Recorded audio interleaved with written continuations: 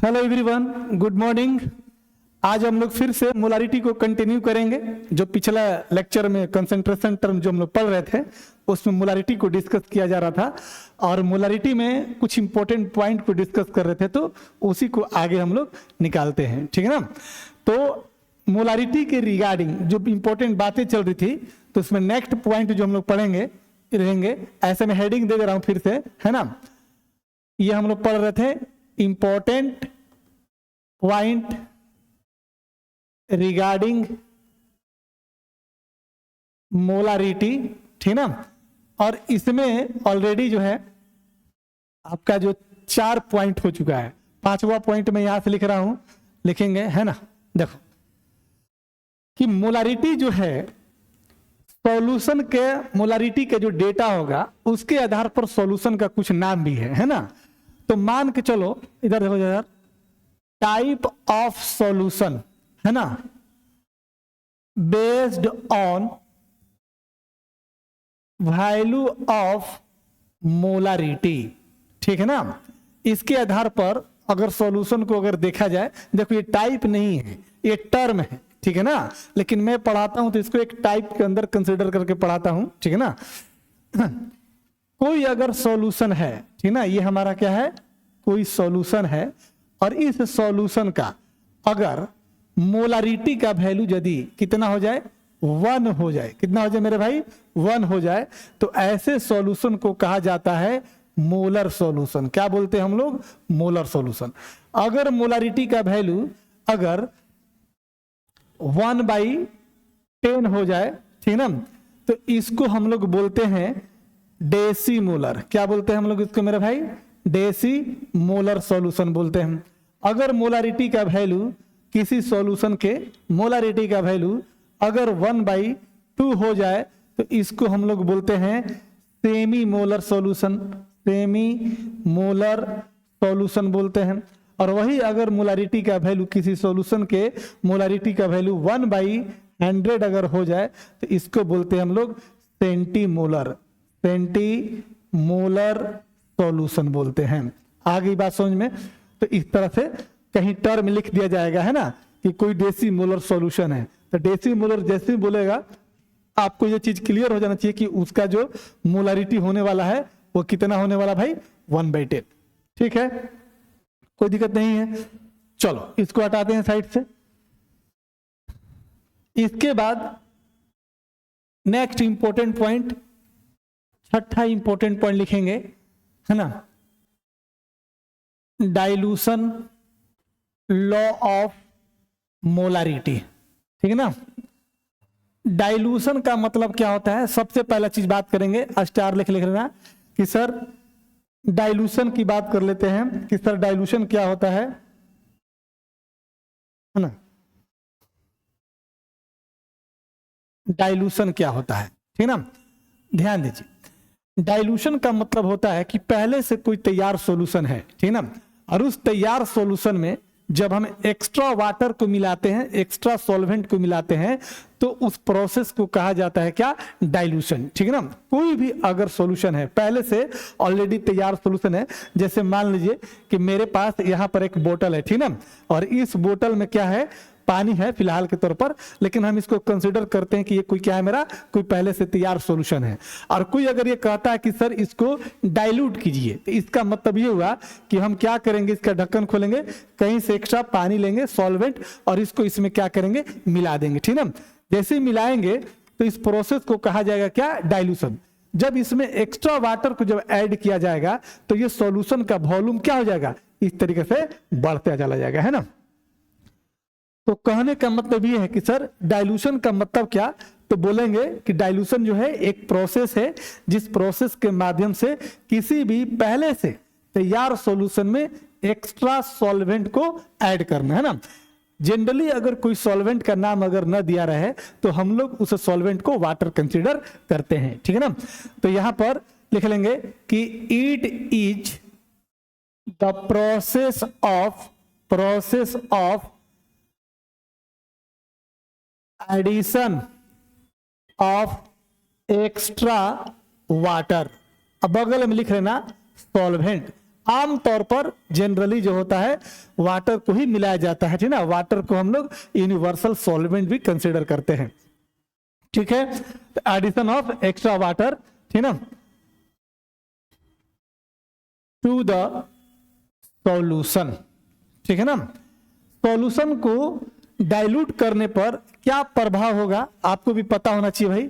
सीधी सी बात है कि मैंने अभी बोला कि यहां पर कोई कंटेनर है और यहां पर पहले से इस तरह से कोई हमारा तैयार जो है सॉल्यूशन है, और हमने इसमें क्या किया, यहां तक इसकी वॉल्यूम हमने मान लिया क्या था यहां पर कि यहां पर पहले से कुछ वॉल्यूम है ये चीज, और इसमें हमने क्या किया, एक्स्ट्रा वाटर को H2O को मिलाया। तो स्वाभाविक सी बात, जब पानी तुम मिलाओगे तो इसका लेवल बढ़ जाएगा, मतलब पहले वॉल्यूम V1 था, अब पानी को जब मिलाया यानी कि डाइल्यूशन जब किया, इस प्रोसेस को नाम किया दिया मैंने डाइल्यूशन। जब डाइल्यूशन किया तो वॉल्यूम यहां से बढ़ करके यहां तक हो जाएगा, इस बढ़े हुए वॉल्यूम को क्या बोलेंगे, V2। तो जब भी डाइल्यूशन करते हैं तो सॉल्यूशन पर क्या प्रभाव पड़ेगा भाई, उसकी वॉल्यूम क्या हो जाएगी, इंक्रीज करेगी। और आपको पता है कि सर मोलारिटी जो होता है सर, ये होता है मोल बटा में कितना, वॉल्यूम। अगर आपने डाइल्यूशन किया मतलब वॉल्यूम बढ़ा, और वॉल्यूम बढ़ेगा तो उसका मोलारिटी क्या हो जाएगा, डिक्रीज कर जाएगा, ठीक ना।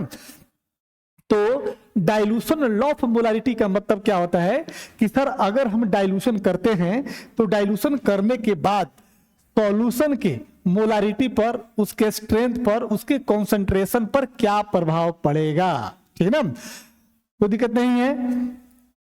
चलिए, तो हमने लिखा है डाइल्यूशन के बारे में कि it is the process of addition of extra water to the क्या सॉल्यूशन, उसी को क्या बोलते हैं अपन, डाइल्यूशन बोलते हैं, है ना।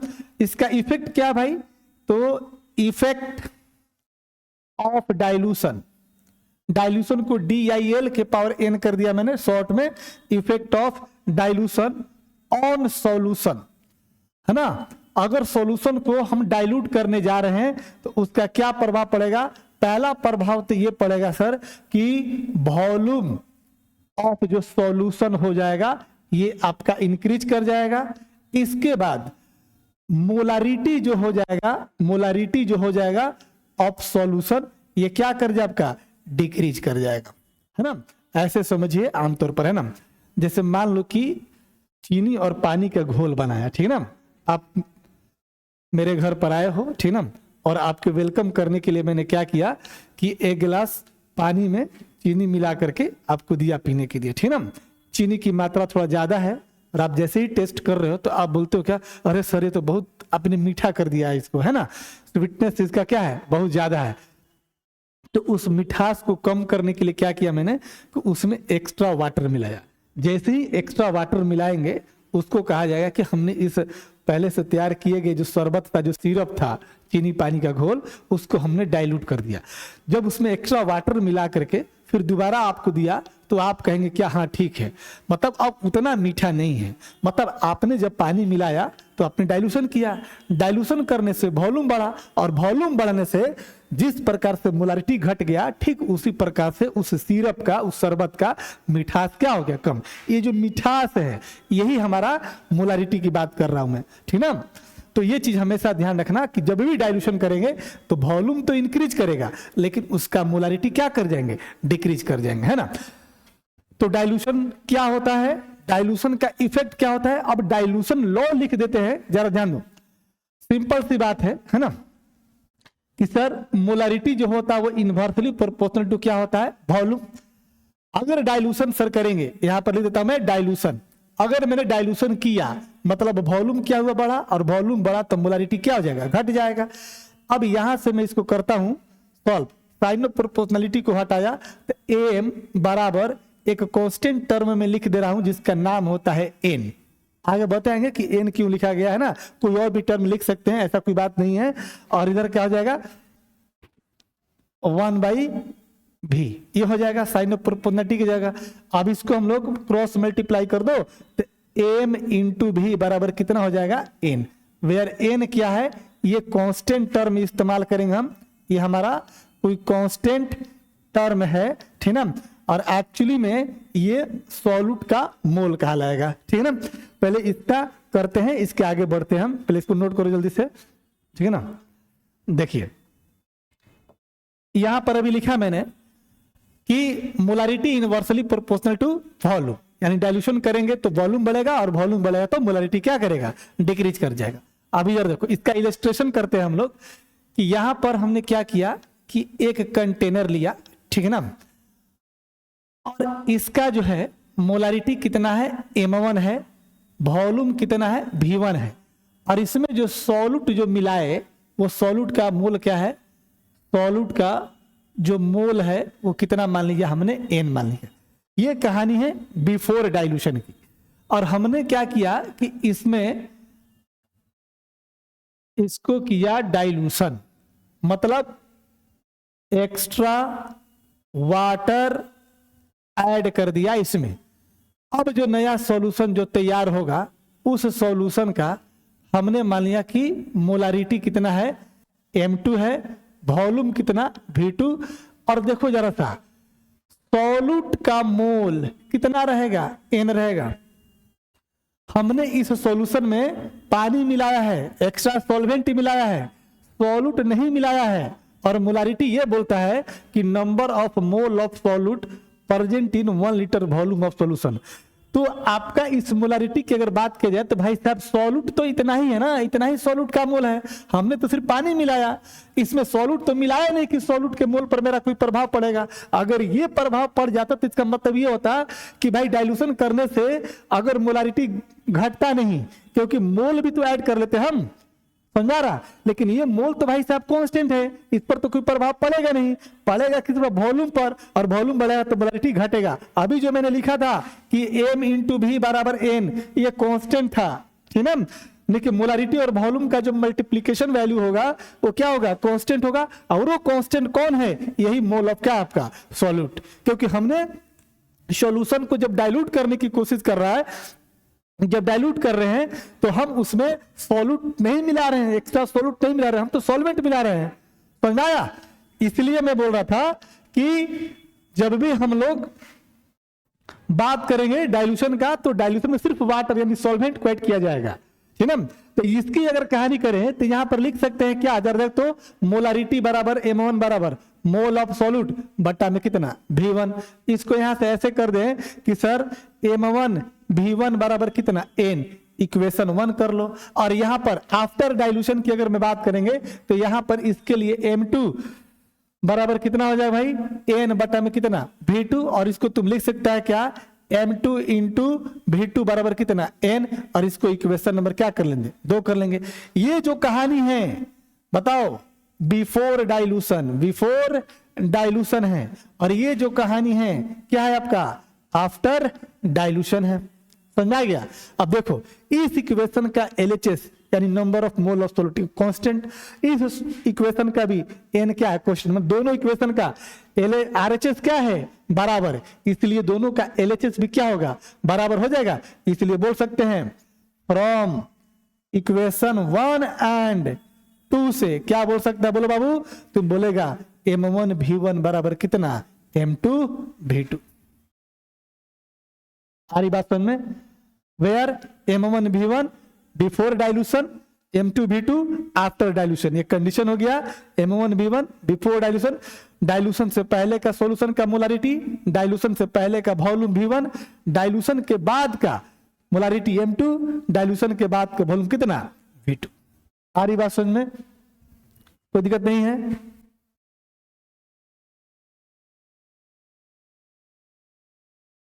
ठीक है, आगे देखो यहां पर कभी कभी इसमें पूछ देता है आपसे, है ना, कितना पानी मिलाया होगा इस सॉल्यूशन को, तुम बोल देना डाइल्यूटेड सॉल्यूशन, डाइल्यूटेड सॉल्यूशन, या कुछ लोग इसको बोलता है रिजल्टिंग सॉल्यूशन भी। क्या बोलता है इसको मेरे भाई, रिजल्टिंग, रिजल्टिंग सॉल्यूशन भी आप क्या कर सकते हो, तो बोल देना, है ना। देखो इधर ध्यान से, वेयर m1 क्या है, molarity of solution before dilution, और m2 क्या है भाई, molarity of solution after dilution. ठीक उसी प्रकार से V1 क्या है आपका, volume of solution before dilution, और V2 क्या है, volume of solution after dilution. ठीक है, चलो हटाओ इसको जल्दी से।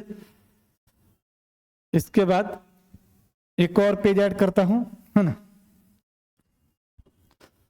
एक क्वेश्चन ले लेता हूं, ठीक है ना।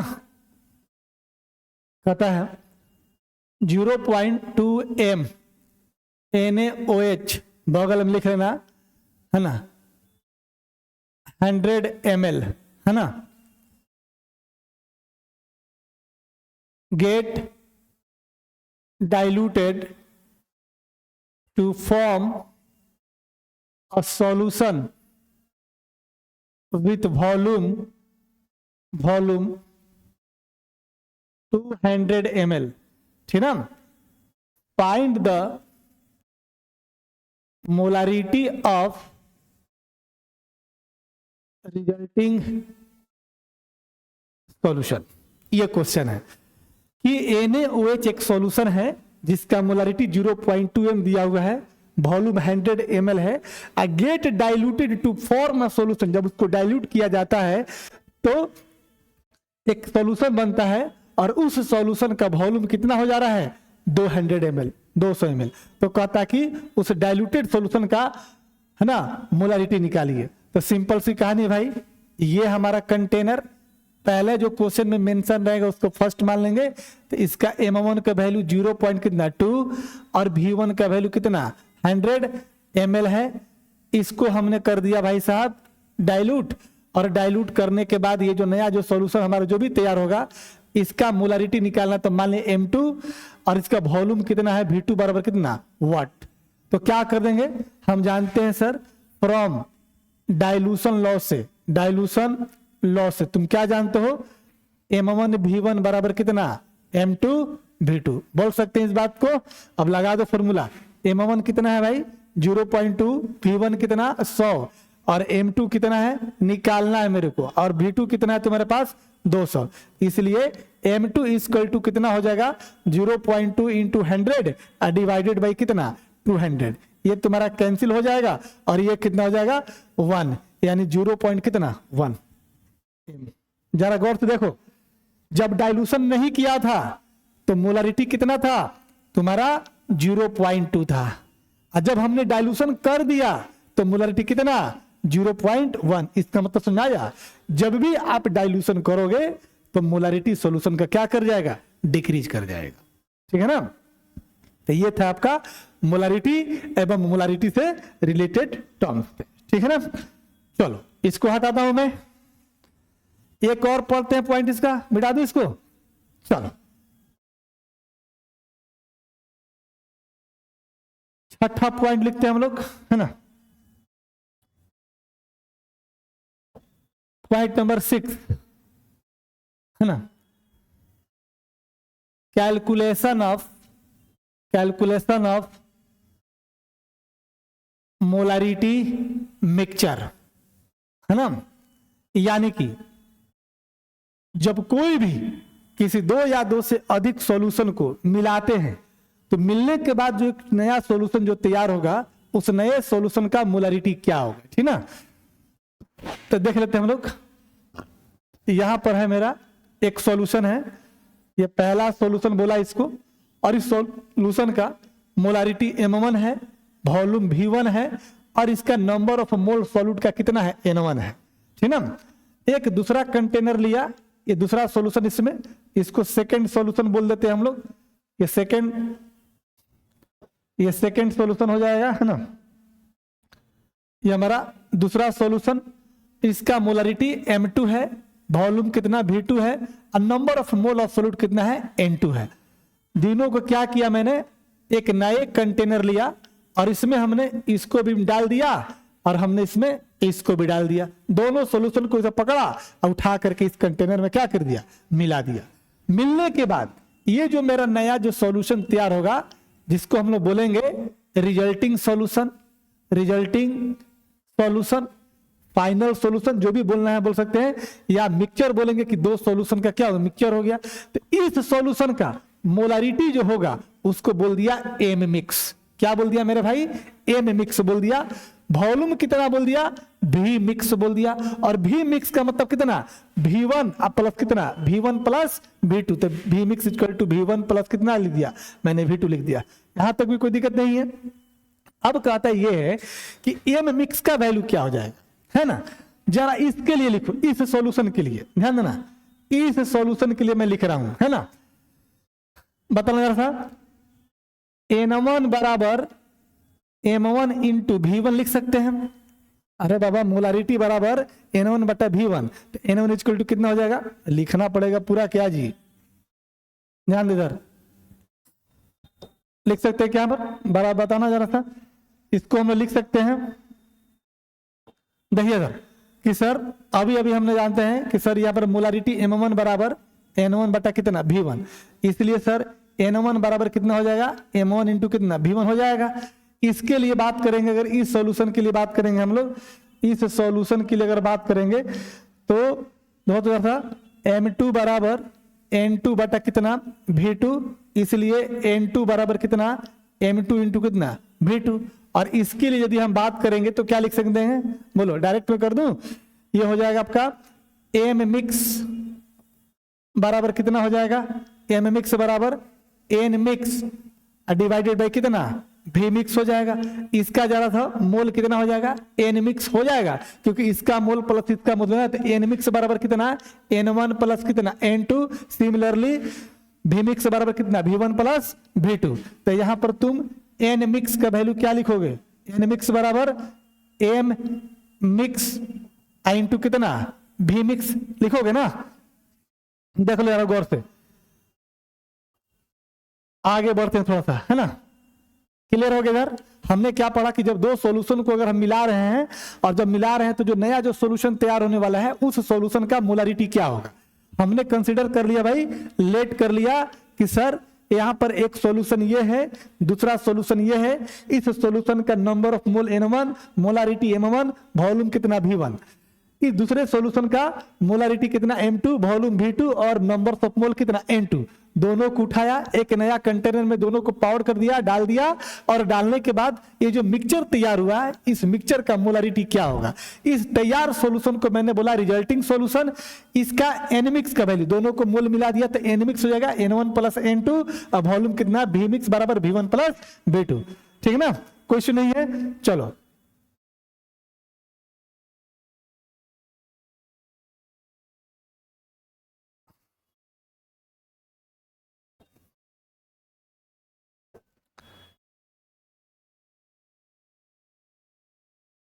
ध्यान दीजिए सर, यहां पर हम लिख सकते हैं क्या, जब है तो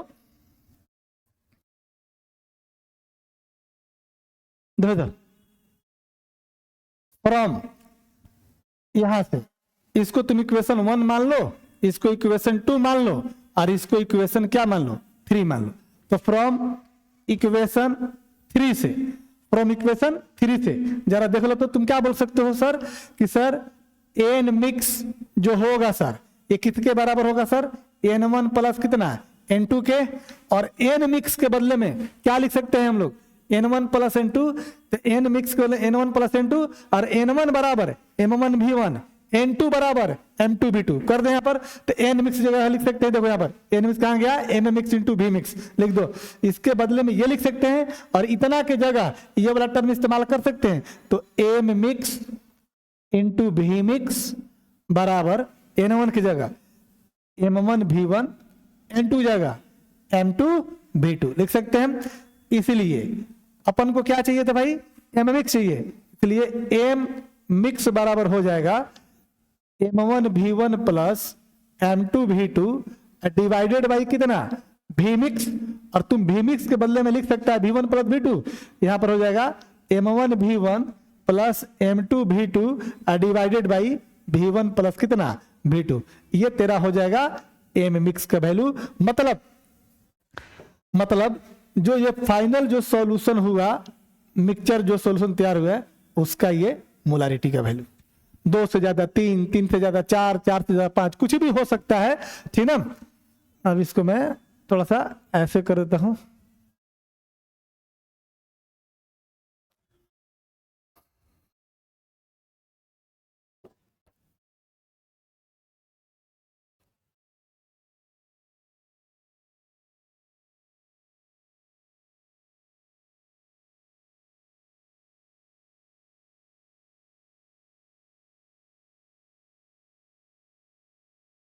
अरे यार कहाँ चला गया? दिखाई दे रहा है ना? दिखाई देगा? थोड़ा सा और बड़ा कर दूं क्या?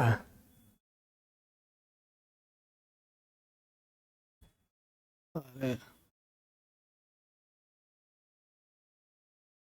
चलो। ओ,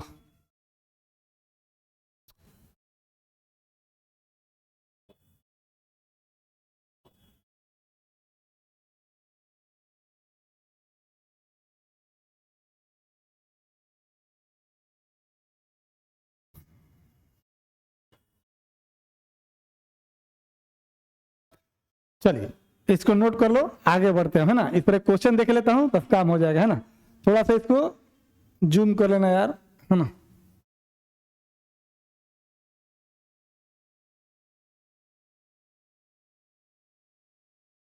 जूम कर लेना थोड़ा सा, है ना। आगे बढ़ते हैं, क्वेश्चन लिखते हैं हम लोग, है ना।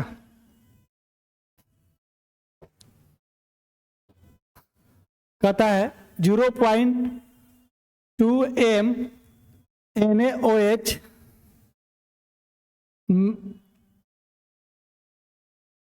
0.2 m NaOH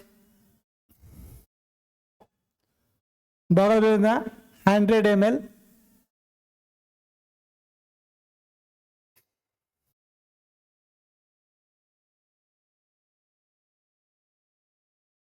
mixed with 0.3 m potassium hydroxide, बगल में इसका वॉल्यूम है, ये मान के 200 ml कर देते हैं, ठीक ना। To form a solution, find the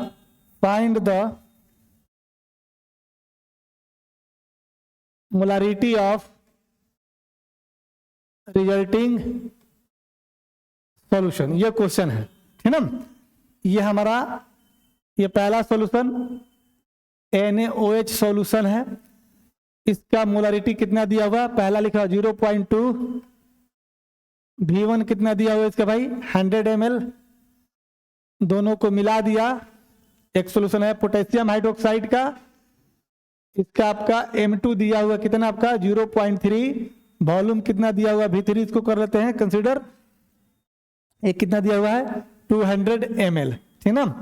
और कहता है कि ये दोनों को मिलने के बाद ये जो आपको नया जो सॉल्यूशन जो तैयार होता है, ठीक है ना, कहता है कि इसका जो है एम मिक्स का वैल्यू क्या हो जाएगा। तुमको पता है V मिक्स का वैल्यू कितना हो जाएगा, V1 प्लस V2, और V1 कितना है मेरा भाई 100 प्लस 200 और ये लगभग 300 आपका ml हो जाएगा, ठीक ना। लगा दो फॉर्मूला, इसलिए एम मिक्स इक्वल टू कितना होता है M1 V1 plus M2 V2 divided by कितना M1 प्लस M2। ओह, V मिक्स हो जाएगा, और V मिक्स के बदले में कितना लिखते हैं अपन V1 प्लस V2। अब कर दो सॉल्व इसको, M1 कितना 0.2 इंटू कितना 100 plus 0.3 Guna 200 divided by 200 plus 100 plus कितना 200, कितना हो जाएगा 100 प्लस 200, इस तरह से हो जाएगा 0.2 या 20 हो जाएगा, अब प्लस 3 दूनी का 6, 600 कितना हो जाएगा ये 60 हो जाएगा, और डिवाइडेड बाई कितना 300 हो जाएगा। ये कैलकुलेट करोगे तो 60 है 20 कितना 80 डिवाइडेड बाई 300, ये कैंसिल कर दो। अब जो भी होगा इसको सॉल्व करना, ये आपका मोल पर लीटर इस तरह से आ जाएगा, समझ में आ गया ना। तो इस तरह से क्वेश्चन पूछा जाएगा मोलारिटी के मिक्सचर के एप्लीकेशन पर। तो मैंने एक क्वेश्चन आपको यहां से भी करवा दिया, कोई दिक्कत नहीं है। चल हटाते हैं इसको, ये खत्म हो गया आपका मोलारिटी। तो मोलारिटी में पढ़ा डिफिनीशन कि मोलारिटी क्या है, यूनिट पढ़ा मोल पर लीटर, इसके बाद टाइप ऑफ सॉल्यूशन मोलारिटी के आधार पर, ये भी देख लिया हमने, ठीक है ना। टेम्परेचर पर डिपेंड करता है नहीं करता है, ये भी देख लिया, डाइल्यूशन लॉ देख लिया हमने, और जो दो सॉल्यूशन को जब मिलाएंगे तो उस मिक्सचर का मोलारिटी क्या होगा। इस तरह से हम लोग मोलारिटी को खत्म किया। नेक्स्ट जो हम लोग पढ़ने वाले हैं कंसंट्रेशन टर्म, उसके बारे में ध्यान देते हैं। इसका नाम है ना मोलालिटी, इसको रिप्रेजेंट करेंगे हम लोग स्मॉल एम से, ठीक है ना। क्या होता है भाई मोलालिटी, क्या होता है? मोलालिटी को डिफाइन किया था हम लोगों ने, याद है? मोलारिटी को जब डिफाइन किया था तो मोलारिटी के मैं बारे में बोला था क्या, कि 1 लीटर सॉल्यूशन में, 1 लीटर वॉल्यूम ऑफ सॉल्यूशन में सॉल्यूट का मोल कितना प्रेजेंट है, उसको हम लोग बोलते हैं मोलारिटी। मोलारिटी क्या कहता है जरा समझ लो। यहां पर एक कंटेनर है और इस कंटेनर में, इस कंटेनर का में जो सॉल्वेंट है ना, ये सॉल्वेंट का मास कितना है 1 kg है। और यहां पर है आपका ये कोई सॉल्यूट पार्टिकल, क्या है मेरे भाई, कोई आपका ये जो सॉल्यूट पार्टिकल है इसका क्या कुछ मोल है। तो कहता है कि 1 kg मास ऑफ सॉल्वेंट में सॉल्यूट का मोल जितना प्रेजेंट होगा उसी को हम लोग क्या बोलते हैं, मोलालिटी बोलते हैं। फिर से सुन लो एक बार। मोलारिटी को जब डिफाइन किया था तो वहां पर बोला गया था कि 1 लीटर वॉल्यूम ऑफ सॉल्यूशन में, सॉल्यूशन बोल रहा था वहां पर, याद कीजिए, और लीटर बोल रहा था, ये भी याद कीजिए, ठीक ना, कि 1 लीटर वॉल्यूम ऑफ सॉल्यूशन में सॉल्यूट का जो मोल प्रेजेंट होगा उसको बोलते हैं अपन मोलारिटी। मोलारिटी क्या कहता है, सॉल्यूशन नहीं, सॉल्वेंट, लीटर नहीं, केजी, 1 kg सॉल्वेंट में किसी भी सॉल्यूट का जो भी मोल प्रेजेंट होगा उसको बोलते हैं अपन मोलालिटी। क्या बोलते हैं, मोलालिटी, है ना। लिख लेते हैं इसको हम लोग फटाफट। चलिए इसको हटाइए यहां से, है ना, और लिखते हैं हम लोग कि क्या होता है सर, देख लो। It is equal to the number of mole of solute present in 1 kg mass of solvent is called molality. आ रही बात समझ में, कोई दिक्कत नहीं है। इसके अंदर हम बात कर लेंगे, लेट कर लिया, ठीक है ना, कि Na जो है मोल ऑफ सॉल्यूट है, ठीक ना, और Wb जो है मास ऑफ सॉल्वेंट है, ठीक है ना, कोई दिक्कत नहीं।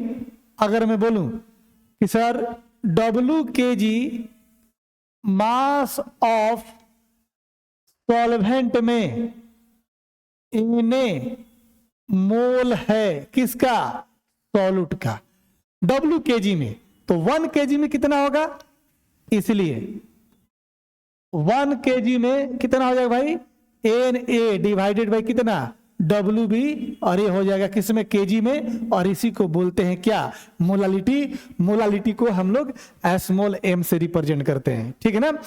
दैट इज हमारा डिफिनीशन के हिसाब से जो फॉर्मूला आया उसको बोल सकते हैं कि molality is equal to number of mole of solute divided by mass of solvent, mass of solvent, और ये किस में होना चाहिए, किलोग्राम में होना चाहिए। तो इस तरीके से जो है हमारा क्या हो गया, मोलालिटी का फॉर्मूला आ गया, है ना। अगर क्वेश्चन में कोई पूछता है कि मोलालिटी को डिफाइन करें तो मोलालिटी लिख करके इतना लिख दीजिएगा तो काम चल जाएगा। अगर थोड़ा बिहार बोर्ड से पेपर देना है तो थोड़ा सा और इसको मोलालिटी के कुछ इंपॉर्टेंट पॉइंट्स वगैरह लिख लिया करेंगे तो काम हो जाएगा, ठीक है ना। चलिए इसको लिखिए जरा सा, हटाते हैं इसको यहां से, नेक्स्ट पेज पर, है ना। बात करते हैं हम लोग, सबसे पहला चीज some important point regarding molality, है ना। मोलालिटी से रिलेटेड कुछ इंपॉर्टेंट पॉइंट की अगर हम बात करते हैं तो सबसे पहला पॉइंट जरा ध्यान देना, पहला पॉइंट क्या लिखेंगे, यूनिट की बात करेगा कि सर मोलालिटी का यूनिट सर क्या होता है, ठीक ना। तो लिखेंगे यूनिट ऑफ मोलालिटी। तो सीधी सीधी बात भाई कि सर मोलालिटी बराबर, अभी बोला था अपने, मोल अब बटा कितना होता है, मास ऑफ सॉल्वेंट, और आपको पता है मोल का यूनिट मोल ही और मास ऑफ सॉल्वेंट का यूनिट कितना होता है केजी। तो क्या हो जाएगा भाई, यूनिट हो जाएगा मोल पर केजी। तो कोई बोलता है आपका कि यूनिट ऑफ मोलालिटी क्या लिखेंगे सर, तो बोलेंगे मोल पर केजी। पॉइंट नंबर 2, मोलालिटी जो होता है टेम्परेचर पर डिपेंड नहीं करता। क्यों भाई, क्योंकि सर इसमें वॉल्यूम इन्वॉल्व नहीं है। वॉल्यूम अगर कोई कंसंट्रेशन टर्म में रहता है तो वही जो होता है टेम्परेचर पर क्या करता है, डिपेंड करता है। मतलब टेम्परेचर बढ़ाओगे घटाओगे तो वॉल्यूम चेंज होगा, और वॉल्यूम चेंज होगा तो आपकी मोलालिटी जो भी कंसंट्रेशन टर्म वो क्या करेगा, चेंज करेगा। तो चूंकि हम यहाँ पर मोलालिटी के केस में वॉल्यूम तो इन्वॉल्व है नहीं, मास इन्वॉल्व है, और मास इन्वॉल्व जितने भी होते हैं कंसंट्रेशन टर्म वो टेम्परेचर पर डिपेंड नहीं करता। ये भी पता आपको, तो लिख लेंगे molality is independent from temperature, temperature को बढ़ाओ घटाओ मोलालिटी पर कोई प्रभाव नहीं पड़ता। तीसरा इंपॉर्टेंट पॉइंट है ना, तीसरा इंपॉर्टेंट पॉइंट ध्यान दीजिए, meaning of x into small m. कल भी हमने पढ़ा था भाई कि एम के कोफिशिएंट में जो होगा, ठीक है ना, जैसे मोलारिटी के टर्म में पढ़ा था एक्स इंटू कैपिटल एम। इसका बताया था मैंने क्या कि x mole of solute particle present in 1 litre volume of solution, है ना। यहां पर हम क्या पढ़ेंगे, स्मॉल एम है तो बोलेंगे कि x mole of solute present in 1 kg mass of solvent. क्या बोलेंगे हम लोग कि x mole of solute present in 1 kg mass of solvent. Molality का डिफिनेशन तो ही बोलता है ना, तो यहां पर क्या लिखेंगे,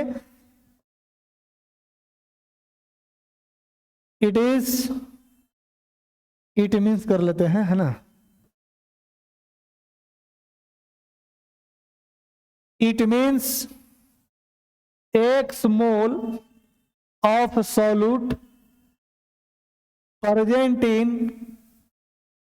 1 kg mass of solvent, 1 kg mass of solvent. इसका मतलब नंबर ऑफ मोल, इसको हटाओ यहां से, इसका मतलब नंबर ऑफ मोल कितना पता चलेगा, x mass of solvent, mass of solvent कितना पता चलेगा बाबू, 1 kg। इसलिए मोलालिटी बराबर number of mole of solute बटा WB किस में, केजी में, और Na का वैल्यू कितना, मोल का वैल्यू कितना x, तो x बटा में कितना मास ऑफ सॉल्वेंट तो 1, तो x upon 1 इक्वल टू कितना x। इसका मतलब समझाया, इसका मतलब समझिए कि जो सर मोलालिटी निकाला वो वैल्यू क्या है, x के बराबर है। इसका मतलब m के कोफिशिएंट में जो भी दिखाई देगा वही आपका मोलालिटी का वैल्यू होगा। जैसे कोई एग्जांपल के तौर पर कोई बोल दिया आपको बोला कि यहां पर एक कंटेनर है इस तरह से, और इस कंटेनर पर लेबलिंग किया हुआ है 0.5 स्मॉल m पोटेशियम हाइड्रोक्साइड, ठीक है ना। इसका मतलब क्या कि इस पोटेशियम हाइड्रोक्साइड का जो सॉल्यूशन है उस सॉल्यूशन का जो मोलालिटी होगा वो कितना 0.5 मोल पर केजी। क्लियर हो गया। तो जब भी m के कोफिशिएंट में जो डेटा रहेगा एक्चुअली में वही उसके मोलालिटी को क्या करेगा, रिप्रेजेंट करेगा। कोई बोलेगा कि 0.1 m H2SO4 है इस सॉल्यूशन का, मोलालिटी बताओ, तो कितना 0.1। क्लियर, कोई दिक्कत नहीं है। चलो आगे बढ़ते हैं, नेक्स्ट पॉइंट, चौथा पॉइंट देखते हैं हम लोग। पॉइंट नंबर 4,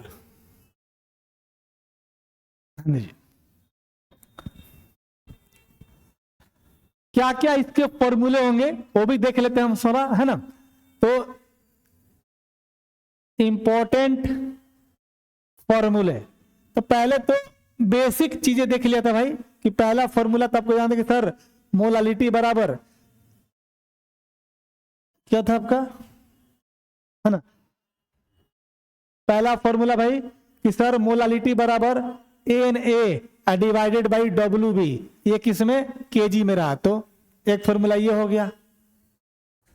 दूसरा फॉर्मूला कि सर अगर सॉल्वेंट का मास किलोग्राम में नहीं दिया रहेगा, किसमें दिया रहेगा, ग्राम में दिया रहा है, तो क्या करेंगे सर, तो आपको पता है, लिख लेंगे यहां पर if mass of solvent in gram, अगर ग्राम में दिया रहा है तो हम जानते हैं कि मोलालिटी बराबर Na डिवाइडेड बाई WB, और ये आपका किसमें भाई, ग्राम में दिया हुआ है। तो आपको पता है कि ग्राम को किलोग्राम में चेंज करने के लिए 1000 से डिवाइड करेंगे, और जब इसको सिंप्लीफाई करोगे तो ये ऊपर में मल्टीप्लाई हो जाएगा। मतलब मोलालिटी बराबर number of mole of solute mass of solvent, अगर आपका ग्राम में दिया है तो ऊपर में 1000 लगा देना। ये आपका जब सॉल्वेंट का मास ग्राम में दिया हो तो उस केस में ये आपका क्या हो गया, मोलालिटी का फॉर्मूला। कोई बंदा आपसे पूछेगा कि अगर मान लीजिए कि क्वेश्चन में मोल नहीं दिया रहेगा तो क्या करेंगे भाई, तो if mole of solute is not given, अगर नहीं दिया रहेगा तो क्या करेंगे भाई, तो मोल निकाल लेंगे मेरे भाई। मोल बराबर क्या, गिवन मास किसका, जिसका निकालना, अगर सॉल्यूट का निकालना तो गिवन मास ऑफ सॉल्यूट, और एक किस में होना चाहिए, गिवन मास ग्राम में, डिवाइडेड बाई क्या, इसका मोलिकुलर मास। ठीक है ना, यहां पर हम रिप्रेजेंट करते थे Na, तो गिवन मास सॉल्यूट का Wa, और मोलिकुलर मास किसका Ma। कल बताया था मैंने कि Ma को मोलारिटी मत बोल देना, Ma मतलब क्या, ये solute, A stand for solute, और सॉल्यूट का ये क्या, मोलिकुलर मास है ना, ये आपका मोलिकुलर मास को रिप्रेजेंट कर रहा है, ध्यान देना इस बात का, है ना, मोलिकुलर मास। तो इस Na के जगह पर ध्यान देना, इस Na के जगह पर क्वेश्चन में अगर मोल ना दिया रहे तो इस Na के जगह पर ये वाला टर्म इस्तेमाल कर सकते हैं। इसलिए मोलालिटी बराबर सर Na बटा WB ग्राम में है, ऊपर 1000 हम लोग करते थे। अगर सर क्वेश्चन में मोल नहीं दिया रहा, इस मोल को मास के टर्म में लिख सकते हैं, WA बटा MA इंटू यहां पर WB, ये आपका ग्राम में हो जाए तो ऊपर कितना 1000, ये हो जाएगा मोलालिटी का एक फॉर्मूला इधर। तो टोटल कितने फॉर्मूले, एक फॉर्मूला, दो फॉर्मूला, और कौन सा, 3 फॉर्मूला। ये बेसिक, और इसी से इस फॉर्मूला का क्या है, आगे इलस्ट्रेशन है। ठीक है ना, तो ये सारा फॉर्मूला हो गया, हटाते हैं इसको, जल्दी करो। चलिए, तीसरा पॉइंट हो गया। चौथा पॉइंट देखते हैं हम लोग, है ना, पॉइंट नंबर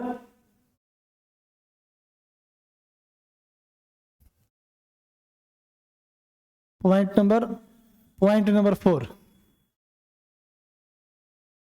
पॉइंट नंबर 4। इसमें जो है मोलालिटी मिक्सचर पे सवाल नहीं पूछा जाता है ना, तो जितना भी है ये सारा चीज होगा। और एक पॉइंट और दिया कि अगर कोई सॉल्यूशन है उसका कुछ मोलालिटी का वैल्यू दिया रहेगा तो सॉल्यूशन का नाम क्या बोलेंगे ना, जैसे कल मैंने टाइप ऑफ सॉल्यूशन बताया था on the value of molality, उसी तरह टाइप ऑफ सॉल्यूशन भी देख लो यहां पर ना, type of solution based on value of molality. Molality के वैल्यू के आधार पर अगर मैं बात करूंगा तो देख लो, कोई अगर सॉल्यूशन है, ठीक है ना, और अगर उस सॉल्यूशन का मोलालिटी का वैल्यू अगर 1 हो जाए तो इसको बोलते हैं मोलल सॉल्यूशन। क्या बोलेंगे मेरे भाई, मोलल सॉल्यूशन। वहां पर यदि मोलारिटी 1 हो जाता था तो क्या बोलते थे, मोलर सॉल्यूशन। मोलालिटी 1 तो मोलर सॉल्यूशन। अगर किसी सॉल्यूशन का मोलालिटी हाफ अगर हो जाए तो बोलेंगे सेमी, क्या बोलेंगे मेरे भाई, बोलेंगे सेमी मोलल सॉल्यूशन बोलेंगे।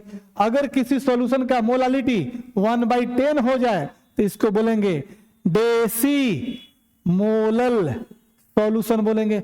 अगर किसी सॉल्यूशन का मोलालिटी 1/100 हो जाए तो क्या बोलेंगे, सेंटी मोलल सॉल्यूशन बोलेंगे। आ रही बात समझ में, चलो जल्दी करो इसको, इसका इंपॉर्टेंट पॉइंट सारा खत्म। ठीक है ना, नेक्स्ट पेज में जरा ध्यान देना। क्वेश्चन क्वेश्चन को थोड़ा सा अलग तरीके से कर देता हूं मैं। देखो क्वेश्चन आपका है ना, कोई भी डेटा ले लो, है ना, देखेगा 20 gram of NaOH present in 500 gram of solvent, है ना,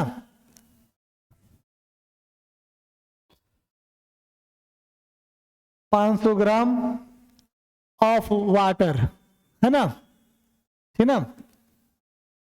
find the molality of solution, molality of solution, ठीक है ना। यह क्वेश्चन है, इसको सॉल्व करते हैं हम लोग।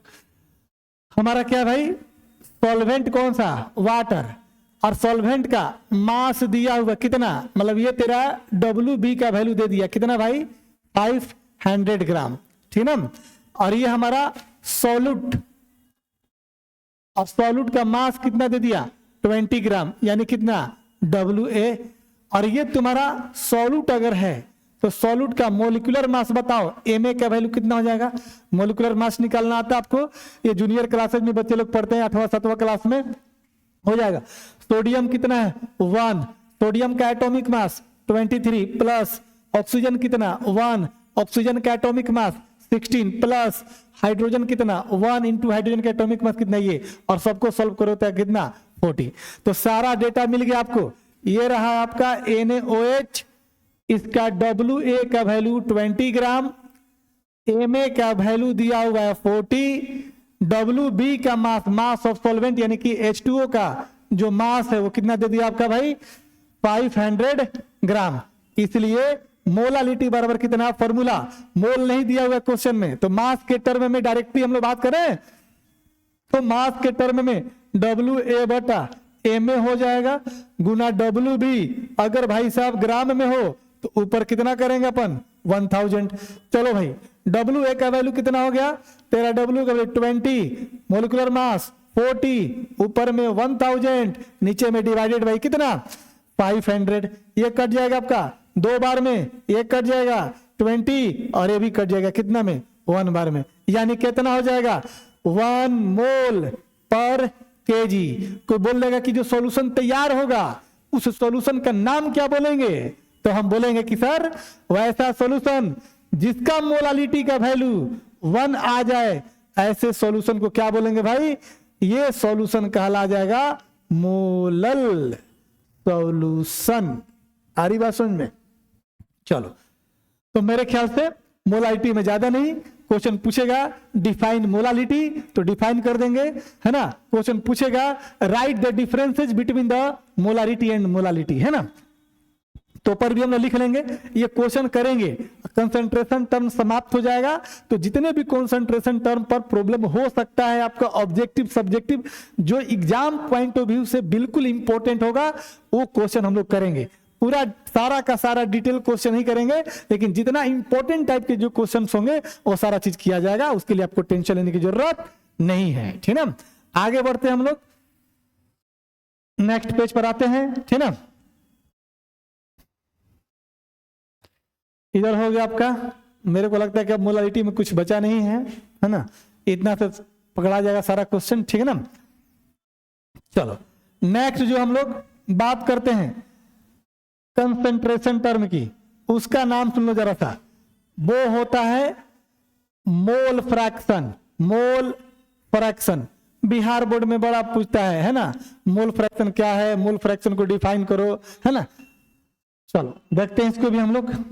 याद कीजिए जब हम लोग पढ़े थे किसके बारे में, मास फ्रैक्शन के बारे में पढ़े थे या वॉल्यूम फ्रैक्शन के बारे में पढ़े थे, तो क्या होता है भाई, क्या होता है बताइए जरा सा।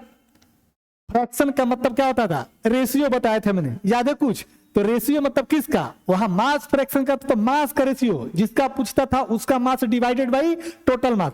यहां मोल फ्रैक्शन बोल रहा है, मतलब मोल फ्रैक्शन का मतलब जरा ध्यान देना कि ये अगर आपके पास कंटेनर है, ये हमारा सॉल्यूट, ये हमारा सॉल्वेंट, मैंने शुरू में बोलते आ रहा था कि सॉल्यूट को ए से कंसीडर करेंगे और सॉल्वेंट को बी से।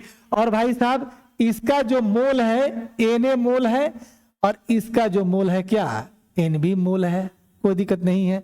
ये सॉल्यूट का मोल, ये सॉल्यूशन का मोल, मतलब सॉरी सॉल्वेंट का मोल, और दोनों को जब मिला दीजिएगा है ना तो ये बन जाएगा सॉल्यूशन। और सॉल्यूशन का मतलब क्या हो जाएगा भाई, मोल of solute plus mole of solvent, ठीक है ना। और यहां पर हो जाएगा आपका टोटल मोल Na प्लस कितना Nb हो जाएगा, ठीक है ना। तो अब आपसे पूछेगा कि सर मोल फ्रैक्शन ए का कितना, सॉल्यूट का मोल फ्रैक्शन कितना, तो जिसका पूछेगा उसका मोल डिवाइडेड बाय कितना, टोटल मोल। जिसका पूछेगा उसका मोल और डिवाइडेड बाय कितना। क्लियर है, कोई दिक्कत नहीं है। चलिए अब हम लोग जो है इसका डिफिनीशन लिखते हैं, ठीक ना। जस्ट लाइक अ मास फ्रैक्शन है, जिस तरीके से मास फ्रैक्शन में पढ़ा था, मास की जगह मोल बोल देना है, सारा चीज हो जाएगा, है ना। चलो लिखते हैं, it is equal to the ratio of mole of particular component of solution to the total mole of solution is called mole fraction. उसको क्या बोलेंगे हम लोग, मोल फ्रैक्शन बोलेंगे, है ना।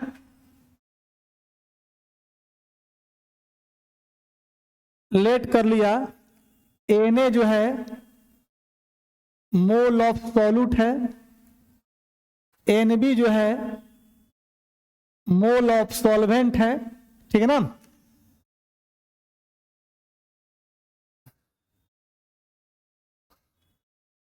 Na plus Nb mole of क्या है बाबू, सॉल्यूशन है, मैंने टोटल मोल, है ना। ये हमारा कंसिडरेशन था, इसको हटा देता हूं, मैंने इसी बात को मैंने यहां पर भी लिख दिया है, ठीक है ना।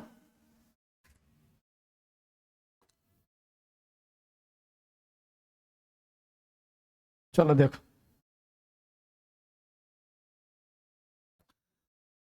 इसलिए अच्छा सुनो जरा ध्यान से, मोल फ्रैक्शन को ध्यान दीजिएगा जरा सा, है ना। मोल फ्रैक्शन को ऐसे रिप्रेजेंट करते हैं क्रॉस लाइन से, इसको काई पढ़ा जाता है, ठीक ना। ये कर लेना। तो बात करेंगे, जिसका पूछेगा उसका मोल बात कर ले। तो जैसे मान लो कि बोलेगा कि सर मोल फ्रैक्शन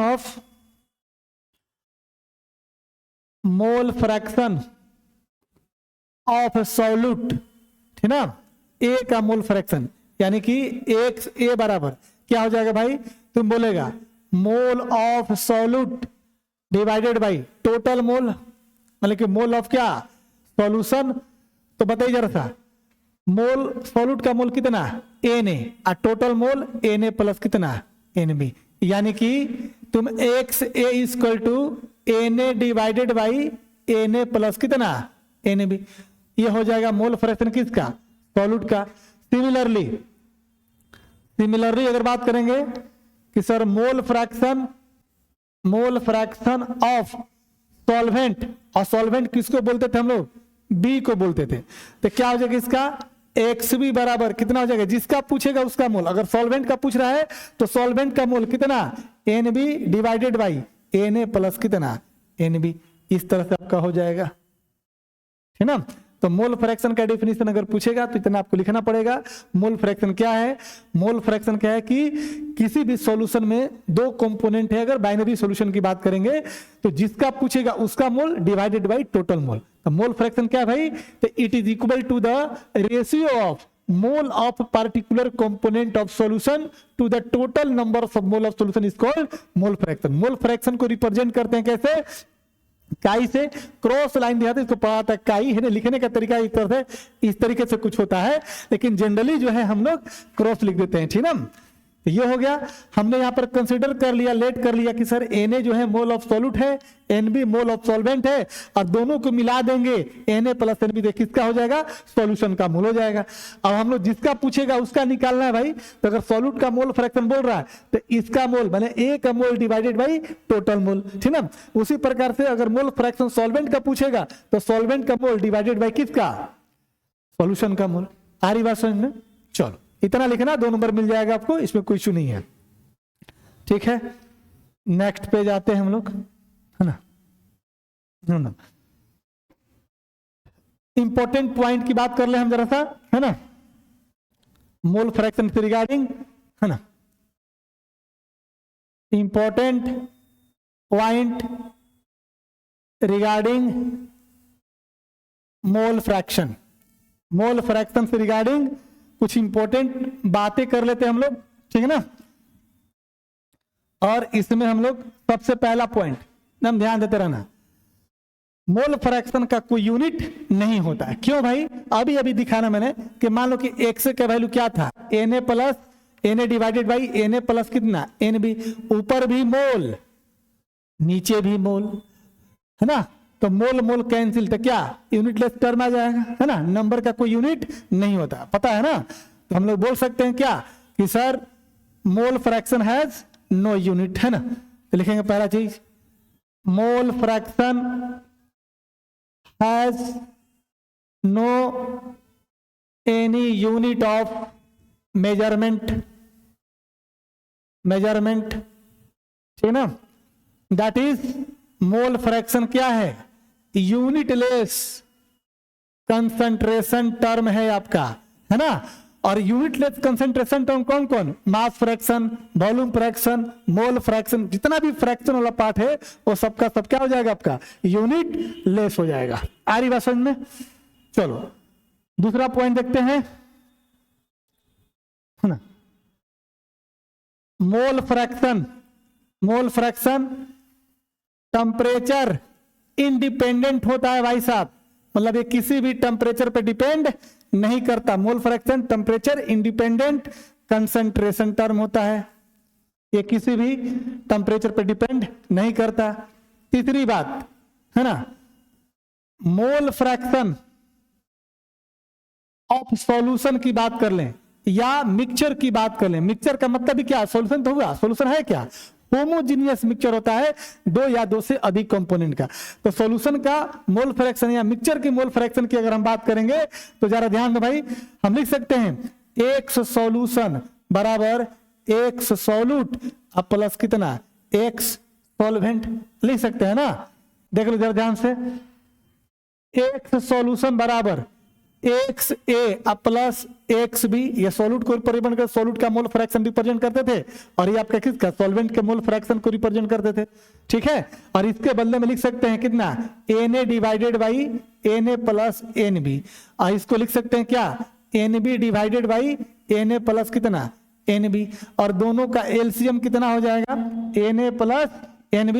इसमें डिवाइड करो 1 और 1 में Na से मल्टीप्लाई करो तो Na, फिर इसको इसमें डिवाइड करो तो 1 और 1 से Nb में डिवाइड करो तो Nb। देख लो ऊपर भी Na प्लस Nb, नीचे भी Na प्लस Nb, वैल्यू कितना आ जाएगा 1।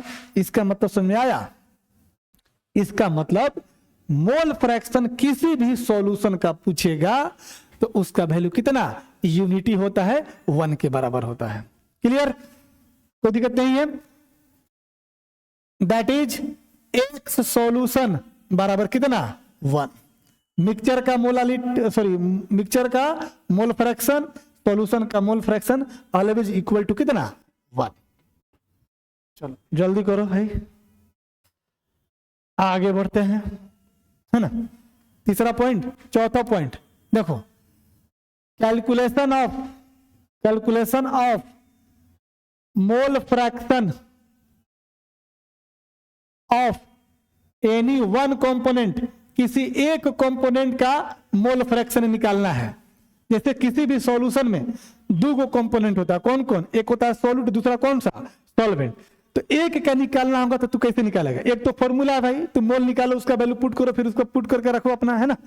दूसरी चीज ये है कि सर अगर हम जानते हैं सर सॉल्यूशन का मोल फ्रैक्शन पता है, हम वी नो दैट, हमको जानते हैं ना, क्या जानते हैं, हम जानते हैं कि सर एक्स जो सॉल्यूशन होता है सर, एक्स सॉल्यूट प्लस कितना एक्स सॉल्वेंट होता है। मान लो कि तेरे से कोई अगर पूछेगा कि सर हमें सॉल्यूट का मोल फ्रैक्शन बताओ, तो तुम क्या करेगा, तो एक्स सॉल्यूट बराबर, इसको छोड़ देते हैं, इस टर्म को इधर ले आते हैं, तो तुम लिखेगा एक्स सॉल्यूशन माइनस कितना एक्स सॉल्वेंट।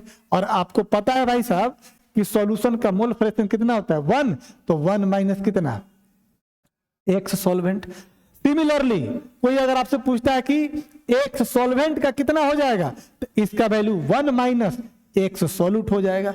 अरे भाई सॉल्यूशन में 2 ही कंपोनेंट और एक के बारे में आपको पता है, तो दूसरा एक में से माइनस कर लो, आ गया। क्लियर है, कोई दिक्कत नहीं है।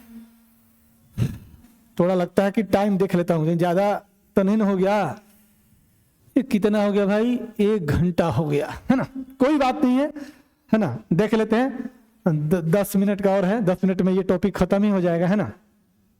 आगे बढ़ते हैं हम लोग, चलो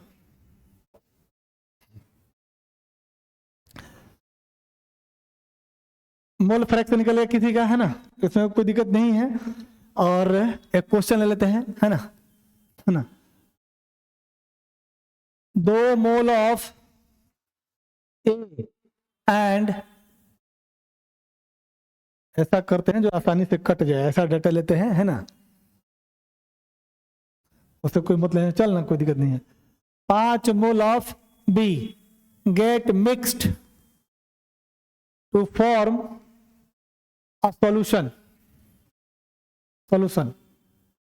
find the mole fraction of A and mole fraction of B।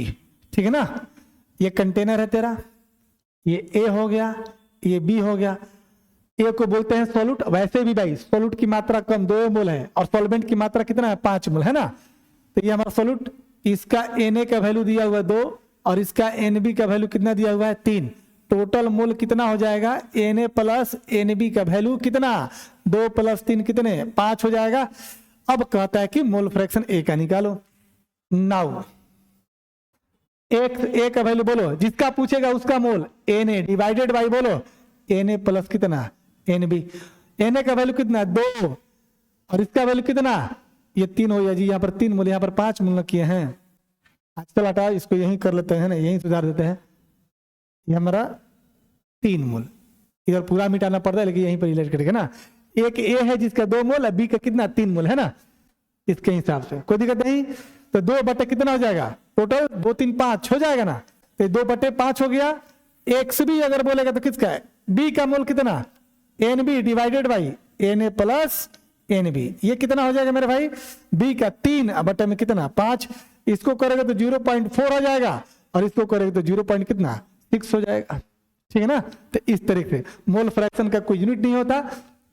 हाँ एक और बात सुन लो, अगर तुम्हारे क्वेश्चन में डायरेक्ट अगर मोल नहीं दिया रहेगा तो मोल निकाल लेंगे। एक क्वेश्चन और कर लेते हैं जरा सा, है ना, नेक्स्ट लिखो, है ना। 20 ग्राम NaOH मिक्स्ड विथ, है ना, मिक्स्ड विथ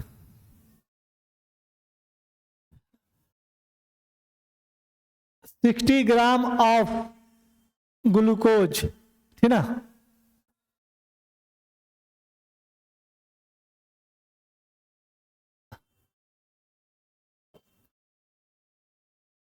बस हो गया, ज्यादा टाइम नहीं लगेगा।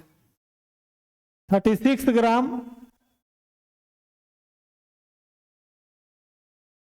वाटर हो गया mixed with 60 gram of glucose. Find the